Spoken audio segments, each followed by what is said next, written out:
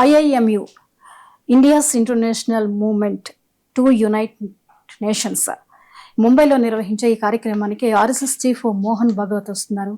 100 నగరాల నుంచి జెన్జీస్ జెన్ ఆల్ఫాస్ కూడా ఈ కార్యక్రమానికి వస్తున్నారు.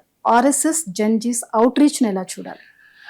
అంటే ఆర్ఎస్ఎస్ ఎప్పుడైనా బీజేపీకి కష్టం వచ్చినప్పుడు ఆదుకునేటువంటి సంస్థ, అనుమానం ఏముంది మీకు? ఇవాళ భారతీయ జనతా పార్టీ జెన్జీ మధ్య ఒక పెద్ద గ్యాప్ ఏర్పడింది. జెన్జీ దేశంలో ఒక significant vote base. First time ఏ సెక్షన్ కూడా ఇంత హీట్ క్రియేట్ కాలేదు. మీరు రైతులు పోరాడితే అది రైతులకు మాత్రమే పరిమితమైంది.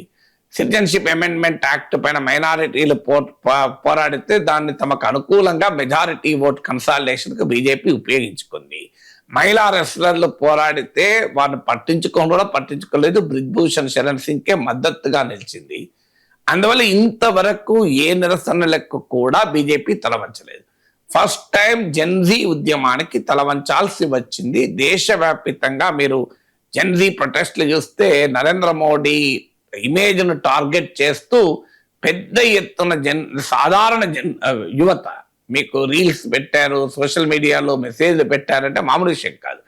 అంటే ఇప్పటిదాకా మోడీ నాయకత్వంలో బీజేపీ ప్రభుత్వం క్రియేట్ చేసిన ఒక క్లైమేట్ ఆఫ్ ఫియర్ను కూడా ఛేదించి జెన్జీ నిరసన తెలిపారు. అంటే ఏ సెక్షన్లో అయితే బీజేపీకి మోడీకి ఒక లాయల్ ఓటర్స్ గా భావించారో ఆ సెక్షన్లు తిరగబడ్డాయి.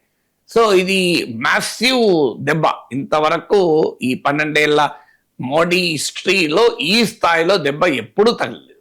అందువల్ల సహజంగానే ఈ సమయంలో మరి జెన్జీని సంతృప్తి పరచడానికి, జెన్జీని అవుట్ రీచ్ కు మీకు ఆర్ఎస్ఎస్ రంగంలో దిగడంలో ఆశ్చర్యమేం లేదు. ఆర్ఎస్ఎస్ కు హక్కు ఉంది. ఆర్ఎస్ఎస్ కూడా దేశంలో ఒక సంస్థ. ఖచ్చితంగా జెన్జీతో డిస్కషన్ చేసుకోవచ్చు, తప్పేమీ లేదు. కానీ క్వశ్చన్ ఏమొస్తుంది అంటే, ఇప్పుడు మీరు జెన్జీ జెన్ ఆల్ఫాతో చర్చలు జరుపుతున్నారు, సంతోషము. కానీ 30 రోజుల పాటు హంగర్ స్ట్రైక్ చేసి వేలాది మంది బిడ్డలు మీకు ఢిల్లీ పురవీధుల్లో నిరసన తెలిపిన రోజు ఈ డైలాగ్ ఎక్కడ పోయింది? ఈ డిస్కషన్ ఎక్కడ పోయింది? అప్పుడు మోడీ ప్రభుత్వానికి ఆర్ఎస్ఎస్ ఎందుకు చెప్పలేకపోయింది? మీరు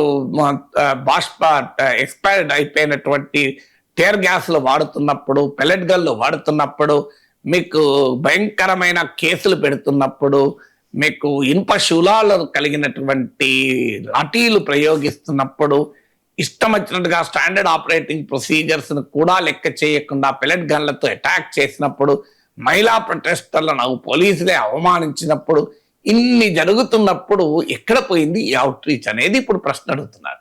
సో ఖచ్చితంగా ఆర్ఎస్ఎస్ కక్కుంది, జెన్జీతో మాట్లాడచ్చు. సో మోహన్ భగవత్ చాలా మంచి మాట కూడా చెప్పాడు. జెన్జీతో కావాల్సింది డిస్కషన్, డిక్టేషన్ కాదు అన్నాడు. డిస్కషన్ కావాలి, డిక్టేషన్ కాదు. ఆర్డర్స్ కాదు, డైలాగ్ కావాలి అని మంచి మాటలు చెప్పారు. కానీ ఈ మాటలు కాస్త నరేంద్ర మోడీ ప్రభుత్వానికి ఒక నెల 15 రోజుల ముందు చెప్పుంటే, 2 నెలల ముందు చెప్పుంటే, నీట్ ఎగ్జామ్ లీక్ అయ్యాక పిల్లలు ఆత్మహత్యలు చేసుకుంటున్న సమయంలో చెప్పి ఉంటే ఇంత దాకా జరిగేది కాదు కదా. ఇంతమంది బిడ్డలు ఆత్మహత్యలు చేసుకునే వాళ్ళు కాదు కదా. ఇంతమంది బిడ్డలు పెల్లెట్ గన్ల దాడులు ఎదుర్కొనేవారు కాదు కదా. ఇంతమంది బిడ్డలు లాఠీలు దెబ్బలు తినేయాల్సిన అవసరం ఉండేది కాదు కదా అనేదే ఆవేదన తప్ప, ఖచ్చితంగా ఎవరైనా జెన్జీతో ఇంటరాక్ట్ కావచ్చు. అయినా అది ఒక ఆర్ఎస్ఎస్ అధినేతనే పిలవలేదు. ఇవాళ 6th 7th అని 3 days అది. ఈ రోజు ఆర్ఎస్ఎస్ చీఫ్ వెళ్తున్నారు, రేపు మిగతా వాళ్ళు కూడా వెళ్తారు. సో దానికేం అభ్యంతరం లేదు. కానీ ఈ మోడీ ప్రభుత్వము జెన్జీ పైన నిర్బంధాన్ని ప్రయోగించిన రోజు, మీకు పెద్ద ఎత్తున అటాక్ చేసిన రోజు ఏమైంది ఈ అవుట్ రీచ్ అనే ప్రశ్న మాత్రం ఉత్పన్నమవుతుంది.